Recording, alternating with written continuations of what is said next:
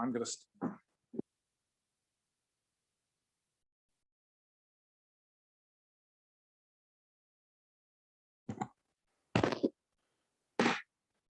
Good evening, everyone, and welcome to this meeting of the Executive Committee of Waverley Borough Council. My name is Councillor Paul Follows, and I'm the leader of the Council and the Chairman of the Executive.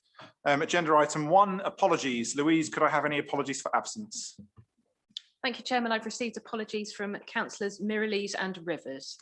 Thank you very much. Item 2, minutes of the meeting of the 8th of February published on the website. Members of the Executive, do you agree to the minutes? Can you please show? Thank you. That's great. Declarations. Any declarations of interest, Louise, prior to the meeting? None received, Chairman. Any further declarations from the floor? No. Okay. Questions from members of the public? None received, Chairman. Thank you. Questions from members. I have one question from a member, which is Councillor Ward, if you'd like to read your question. Thank you, Chairman. Our business transformation plan over the past 2 years has saved the council over £1 million. So, with the new collaboration with Guildford Borough Council mean that we no longer need a business transformation plan for Waverley? Thank you, Councillor Ward, for your question.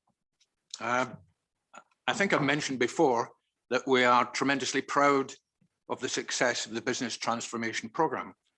As you say, we've had a target of a saving of £1 million across all BT projects, and we are on target to achieve that. So it's a big thank you to David Allen, Wendy Cooper, and other members of the BT team. Business transformation is just one of the measures that the council is pursuing to address the budget shortfall and protect frontline services.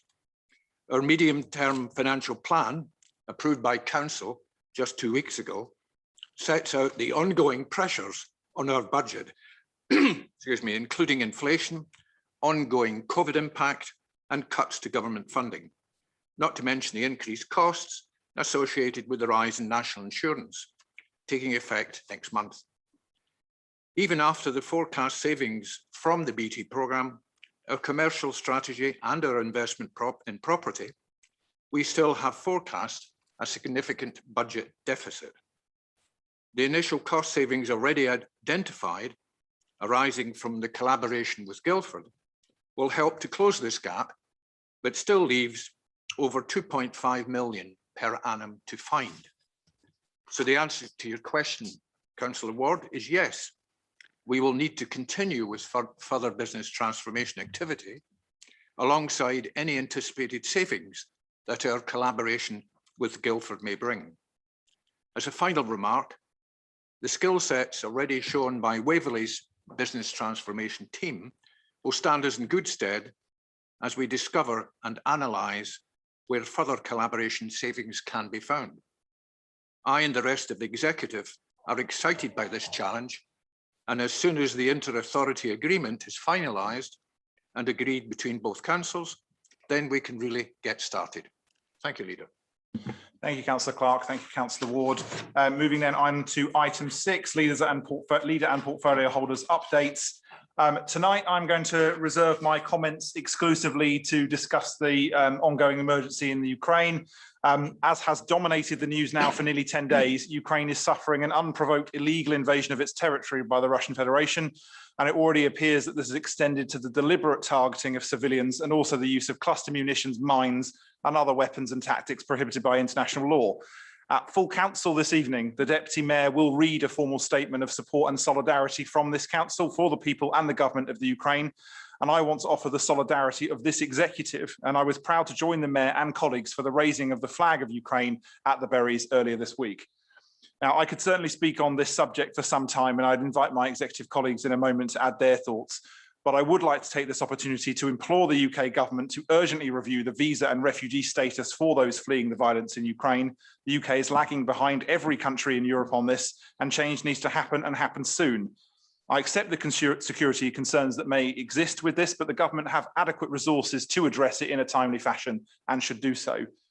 Many residents have asked me about refugees and about how potential for housing them, and also about donations. Regarding refugees, we do need to wait for the government to act on that. Otherwise, it would be difficult for us to recommend any action at this point. However, I would ask residents who are looking to donate to look at the Waverley website, where we are currently listing a number of useful and legitimate sources for residents to donate both money, but also clothes, medical supplies and other important material, and particularly through the Disasters Emergency Committee. So I would again refer residents to the Waverley website for links of how and where to do that.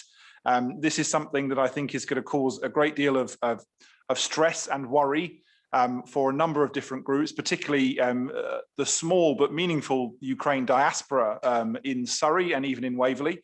But I do also want to make comment in support of those exceptionally courageous citizens of the Russian Federation who are standing up against their government and protesting this in cities right across Russia, many of which who have been arrested under pre-existing laws and indeed new ones that have been specifically put in place in order to control what they are describing as fake news. I will stop there, and I'll invite my executive colleagues to make comment alongside their regular updates, starting with Councillor Clark. Thank you, Leader. Well, I think you've said some wise words there, which I echo 150%. Moving on, I know we're limited in time this evening, so I'll move on quickly to talk about an update in my portfolio, which in fact is for the Farnham Infrastructure Programme. It's a little known fact that part of my portfolio actually includes the FIP. So I'd just like to say a few words about progress. The 5 members of the Farnham board, who are Farnham councillors, have been holding regular meetings with the Surrey FIP team and traffic consultants to provide them with local feedback. This group consists of Farnham's 3 county councillors, the leader of Farnham Town Council, and myself as the deputy leader at Waverley. The Surrey project team and their consultants have shared their draft ideas with us for medium-term interventions, formerly known as quick wins, and a variety of options being developed to improve the town centre's transport and infrastructure. The aim is to reduce traffic and congestion, making it a more pedestrian-friendly pedestrian space, which ultimately will encourage more people to shop and spend time in the town centre. The HGV ban and the rerouting of the A325 onto the A31 are already in place, and 20-mile-an-hour speed limits will be introduced soon in various locations, dependent on the outcome of the public consultation. As soon as new traffic modelling is available, the Farnham Town Centre options will be developed further in time for consultation with stakeholders in Farnham, including Farnham Town councillors. The next meeting of the Farnham board will be Friday, the 25th of March, and as usual, the board meeting will be available to watch live via the stream on YouTube. Thank you, Leader. Thank you, Councillor Clark. Councillor Macleod. Thank you, Leader. Of course, I totally support your remarks about Ukraine. I think President Putin has completely misjudged this, and the ultimate winners of this war will be Ukraine, but that's going to take some time. I think in terms of our response as a country, I think the response of the public has been terrific, and you know, everybody's behind Ukraine. I think the response of the British government has been, frankly, rather embarrassing. And what's happening at Calais, sending people away to Brussels and so on to try and get visas is just embarrassing. I don't think the government's got the support of the population in this approach. So moving on to the portfolio update. In terms of my responsibilities for enforcement and car parking, I'll just say briefly that Zach and his team are currently reviewing the enforcement action plan, and that will come before the executive in due course. And there's another important project going on that Richard Holmwood and colleagues are reviewing enforcement across the whole council. In terms of Brightwells, what I tend to say is fairly repetitive, and again, I'll say that the scheme is due to open later this year. And secondly, Crest and Surrey are still very confident that they'll be able to fill most of the commercial units in order for that to happen successfully. There are a couple of new things to report though. One is that the work on the car park to connect the Sainsbury's car park to Brightwell scheme is now starting. And this is to improve the stairways and to sort out the lifts and so on. And this will take approximately 3 months to happen. The only other thing I'll mention is that we've had a complaint from residents of Faulkner Court, our senior living home, in terms of noise from the scheme. And this seems to have happened as the work in the scheme moves from the East Street end towards Faulkner Court.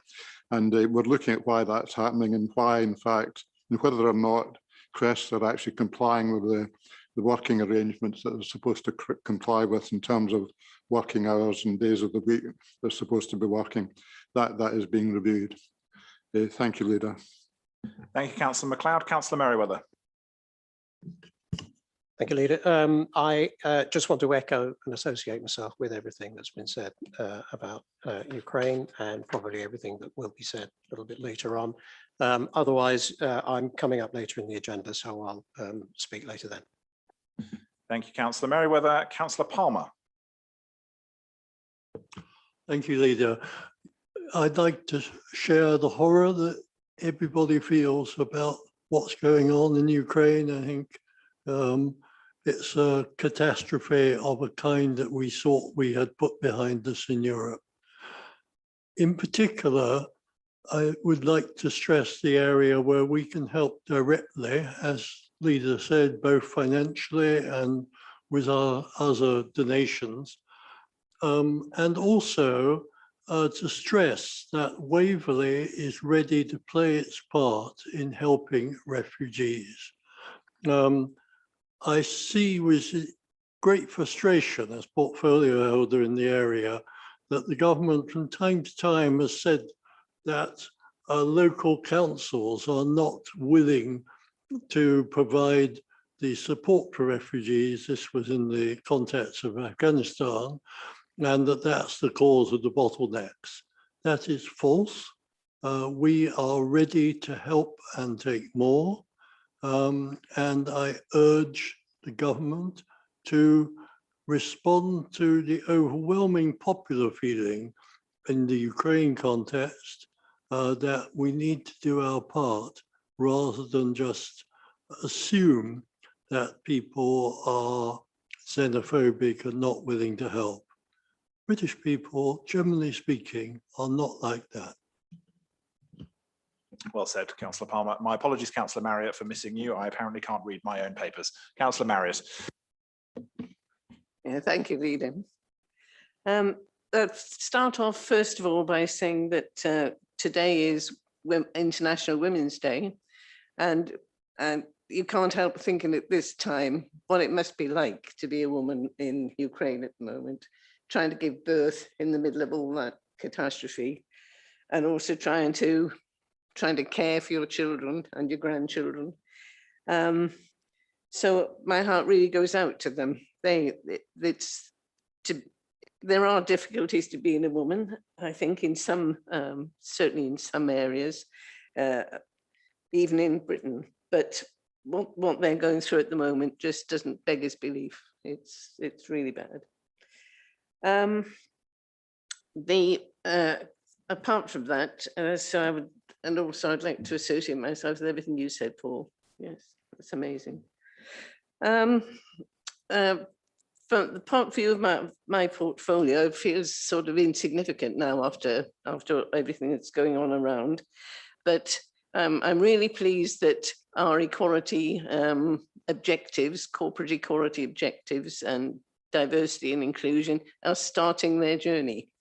They've started, they've been introduced in the executive, and since this is a new seat, they are completely new from this particular point of view.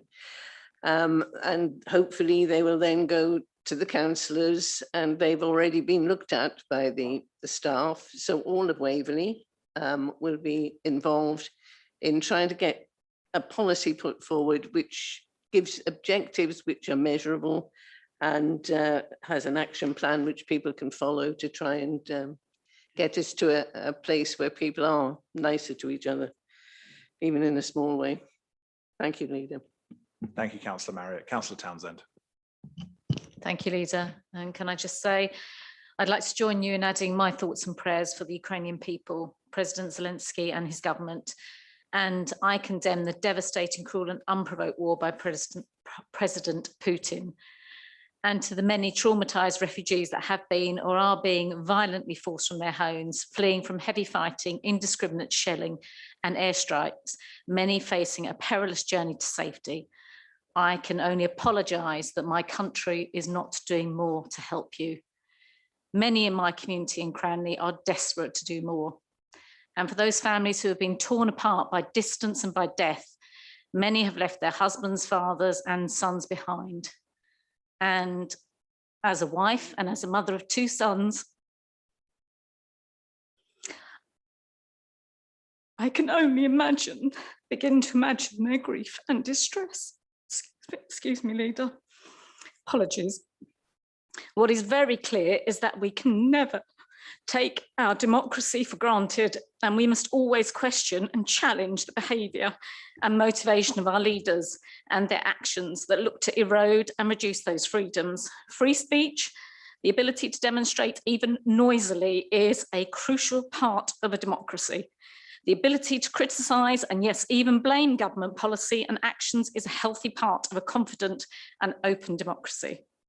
Sorry about that. I'll get back onto my portfolio, which is far less emotional on Liz, planning. you never, ever, nobody needs to apologise for caring about things that they care about in this place. So going back to planning, of which I have a little bit more control over, I'd like to thank my planning team because they have been amazing and they have reduced the huge backlog down to 3 cases, which is a brilliant position to be in, and thank them all very, very much. We here in this place work on behalf of our residents, and often tough decisions have to be made to meet government housing targets. And it might interest the executive to know that as of the 1st of April 2021, there are approximately 5,309 dwellings with planning permission. And of these, almost 2,912 were on sites where the development had not yet started. So that shows you what we have to face and to tackle. There's a growing voice that feels that the NPPF is not fit for purpose. That's the planning policy that we have to decide our planning applications against. The government sets great store by the brevity and simplicity of the NPPF. However, this brevity is often at the expense of clarity, and it's left to us as local authorities to plug the ever-increasing gaps with ever thicker local plans. And I make no apologies for repeating this. The government give us a housing target based on their calculations, and we can only grant planning permissions to meet that target. In fact, of our local area in Kent, Essex, Surrey and West Sussex and Berkshire alone, 30 local authorities failed the housing delivery test, and probably there are more to follow them.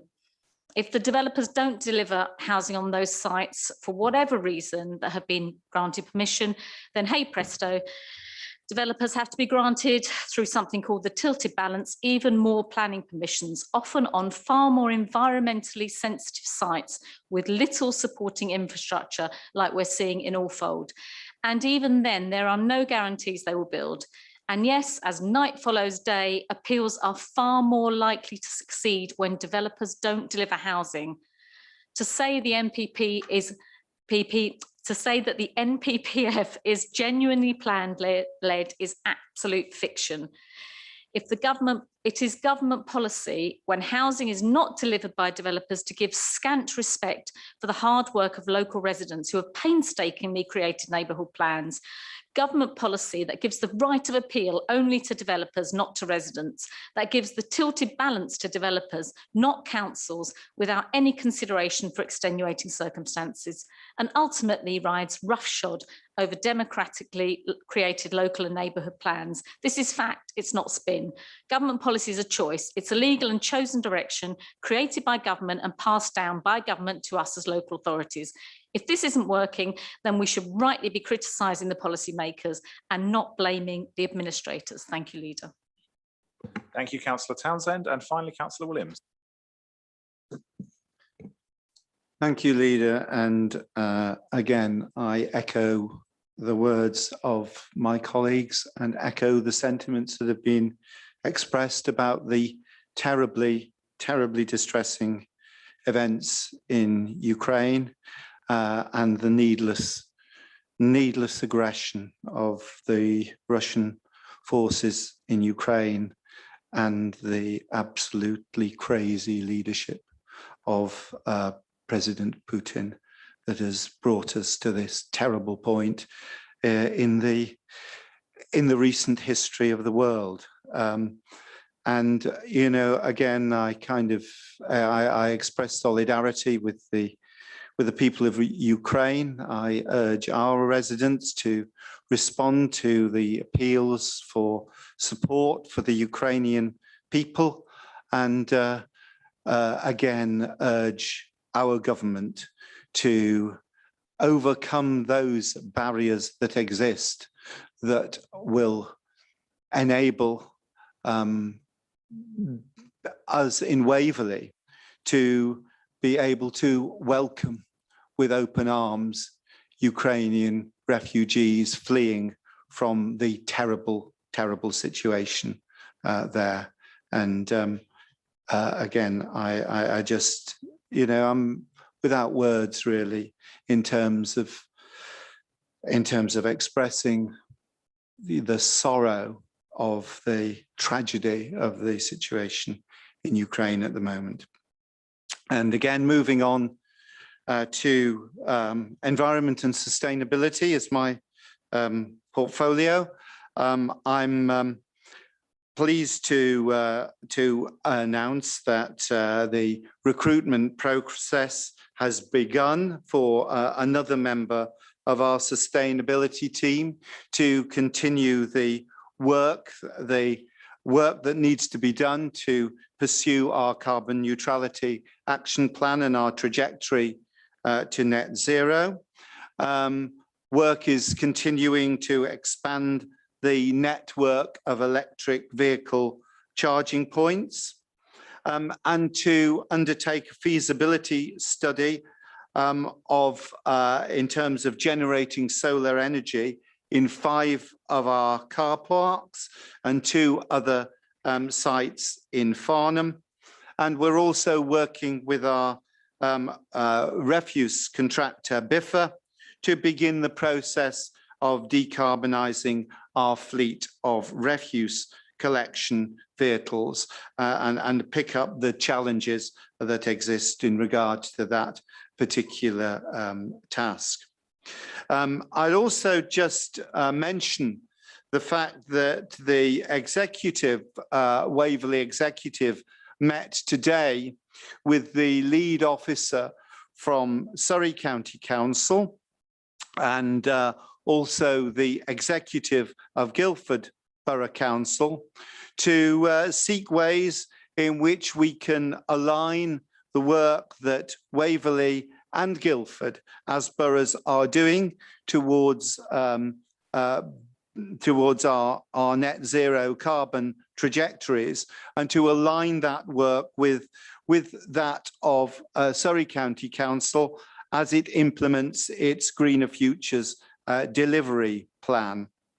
That work is very important, and the collaboration across all the boroughs and districts of Surrey and Surrey County Council is very important if we are to have the kind of impact on climate change that is needed. And just to echo the words of the environment spokesperson for the LGA, Councillor David Renard, he stated recently, and I quote, "Councils are rooted in the places where people live their lives and businesses do their business and know their communities better than anyone else. This is why they are best placed to lead the way towards a net zero future." And in terms of, responding to that, as a borough Council. We are intending to bring a motion to full council on the 23rd of April, where we are asking the council to agree that we write to the Secretary of State for Levelling Up Communities and Local Government, requesting a meeting to agree funding to facilitate Waverley Borough Council's trajectory to carbon neutrality by 2030, and call upon the government to legislate immediately to provide 100% grant funding for all councils with robust and costed action plans for reduction in carbon emissions to net zero. We need the support of government in order to implement our plan. Surrey County Council needs it to implement their plan. The boroughs and districts of Surrey and across the country need that support from the government in order to move forward with that net zero carbon trajectory. So I believe that it is incumbent upon our government, if it is meaningful about climate change, to begin supporting local government in terms of our work towards decarbonising, towards securing a net zero trajectory, a net zero carbon trajectory, and towards moving to a world that is where climate change has less of an impact than we fear. Thank you, Councillor Williams, and thank you all for your comments. The reason I even brought this up in a meeting like this at local government level, because when I was looking at Twitter and Facebook and the news doom scrolling, as we all have, I'm sure, been for the last few weeks, I was taken aback by seeing mayors, city leaders, municipal leaders in the Ukraine and what they're having to do and what they're having to face. And they are us. But in Ukraine, and it, I think, strikes me as to think about how we would act were this happening here. And Councillor Townsend's points regarding defence of the values that make democracy what it is are exactly what they are fighting for over there. I will very, very quickly conclude by also just welcoming a group of students from the UCA who are here recording us today. You're most welcome both now and at any other meeting, as much as you can endure it anyway. And at that point, I will move to item 7 on the agenda, which is the Fairground Car Park Development Project, which is to be introduced by Councillor Merryweather. Thank you, Leader. So just to come back to housing and planning, I echo everything that Councillor Townsend said. One of the few areas where we actually do have power and authority to fulfill the responsibilities that we're given is actually developing on our own assets, on our own land. And this recommendation is to fund the first concrete steps, the first due diligence on the progression, the pathway to developing a mixed-use site on the, excuse me, on the Fairground Car Park in Hazelmere. The report is very self-explanatory. I know we're pushed for time, so I'll leave it there. Thank you. Thank you, Councillor Merryweather. I have 2 speakers for this, starting with the leader of the Conservative group, Councillor Mulliner. Thank you very much. I'll just say very briefly that I agree with the general sentiments that have been expressed. Freedom is not free. It must always be valued, and sometimes it has to be fought for. Moving to the more mundane, my main reason for speaking is to draw attention to the remarkably low number of dwellings which are allocated for this site. We're well aware of the difficulties that local plans face. We know about having to withdraw its local plan because the inspector apparently cast doubt on the deliverability of certain sites.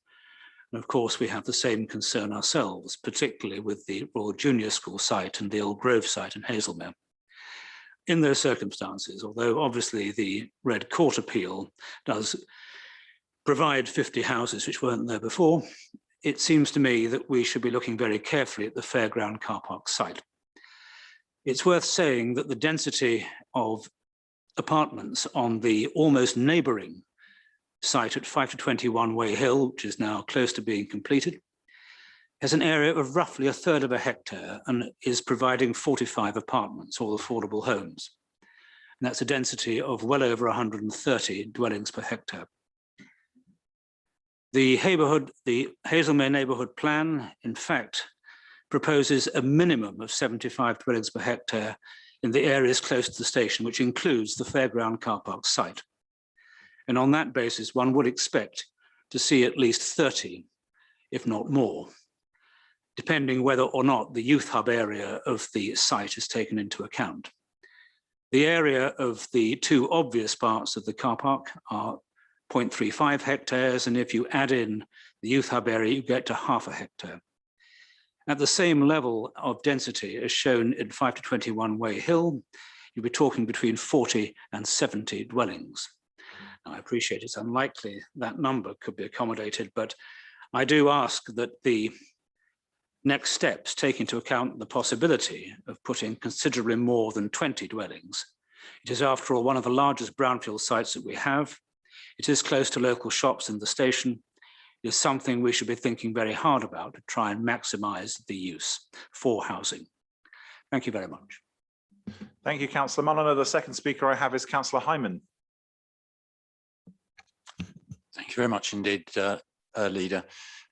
Yes, I would echo that we certainly do need to protect our democracy. It's not free, and question and challenge the actions of our leaders and respect international law. And that does obviously have implications also for the item we've got in front of us, which is governed by international law, which the legal judgment in 2018 from the European courts determined that Waverley and Natural England had not been respecting the law, and that we need to change our ways. And I'm looking forward to that happening. We do need to get our own house in order.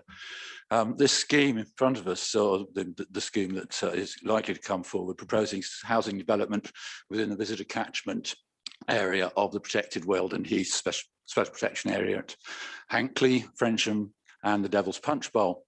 And in combination with other developments, threatens the existence of protected bird species unless properly mitigated. And there's a problem that hasn't been happening.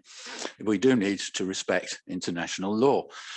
I'm asking, please, whether you will assure me that the due diligence, which is proposed, includes ensuring compliance with the legal constraints set out in environmental law, requiring the assessment of the risk of contributing to species loss as per the planning practice guidance, the People Over Wind ruling in the ECJ and the ECJ Greece ruling too.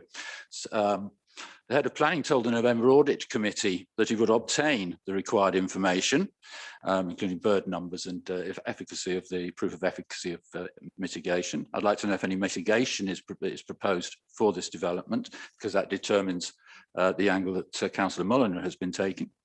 2 months after the head of planning said he would get the information, the council refused to provide it to the inspector at the Scotland Lane appeal.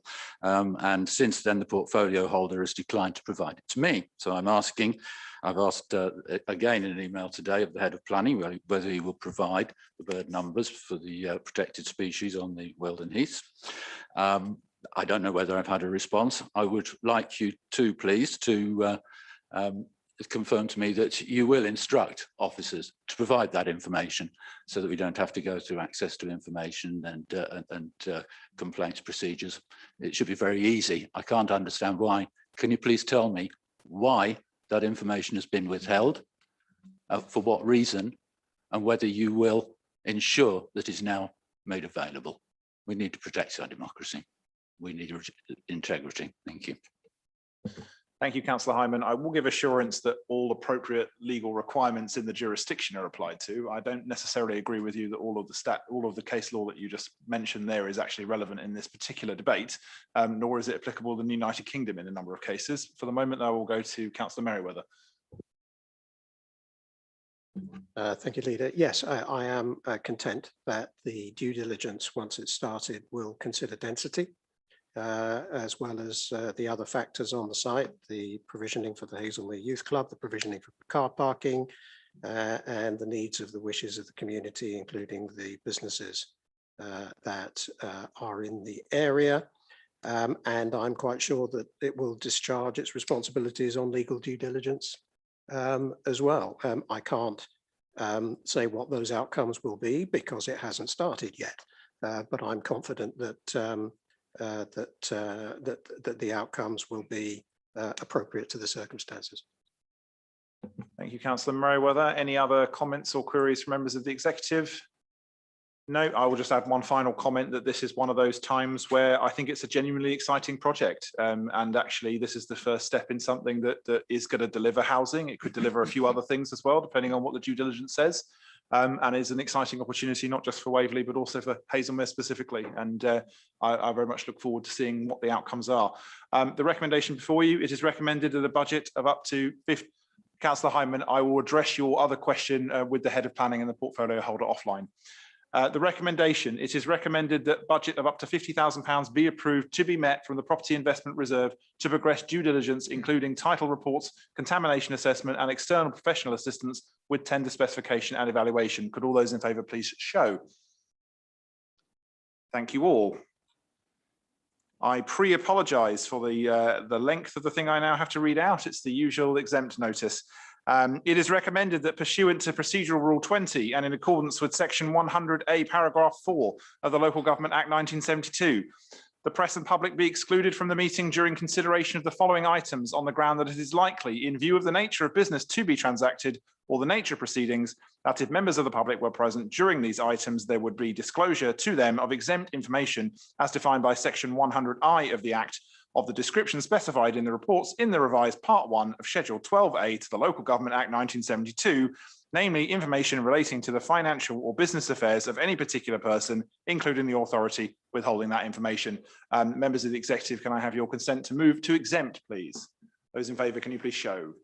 Thank you. We'll now pause while we unfortunately exclude members of the press and public.